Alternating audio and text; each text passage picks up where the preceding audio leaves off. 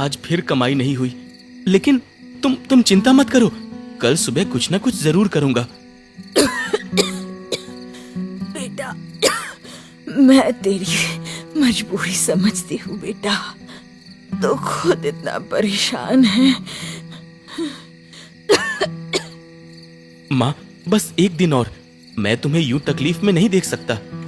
देखना बेटा, भगवान सब ठीक कर देगा बेटा।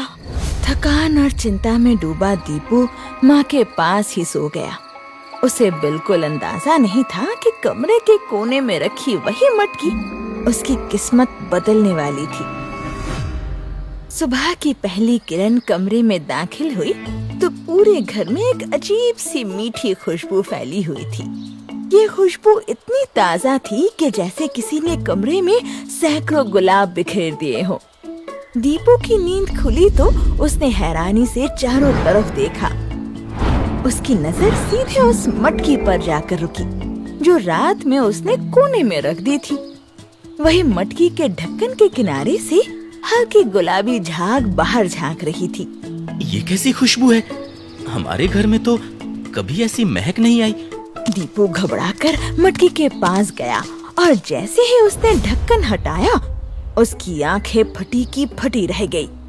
कल आधी भरी रहने वाली मटकी आज ऊपर तक मलाईदार गुलाबी रंग की लस्सी से लबालब भरी थी। माँ, ओ माँ, जल्दी उठो, जल्दी यहाँ आओ। हाँ, क्या हुआ बेटा? क्यों सुबह सुबह चिल्ला रहा है? माँ देखो, कल रात तो मटकी आधी थी, मैंने इसमें कुछ डाला भी नहीं, फिर ये ऊपर तक कैसे भर गई? हे राम, ये तो सच में भरी हुई है।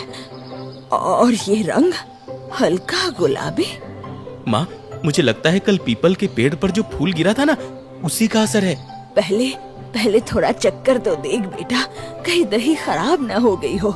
दीपू ने कांपते हाथों से एक कटोरी में लस्सी निकाली। जैसे ही कटोरी पास आई, गुलाब की महक और तेज हो गई। उसने थोड़ा सा माँ की ओर बढ़ाया। सरस्वती ने एक घूंट लिया। लस्सी गले से उतरते ही उनके चेहरे पर एक अजीब सुकून उतर आया।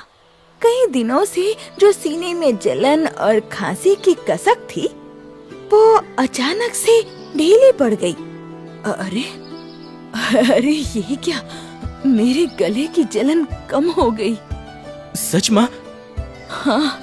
हाँ बेटा, और सांस भी हल्की लग रही है।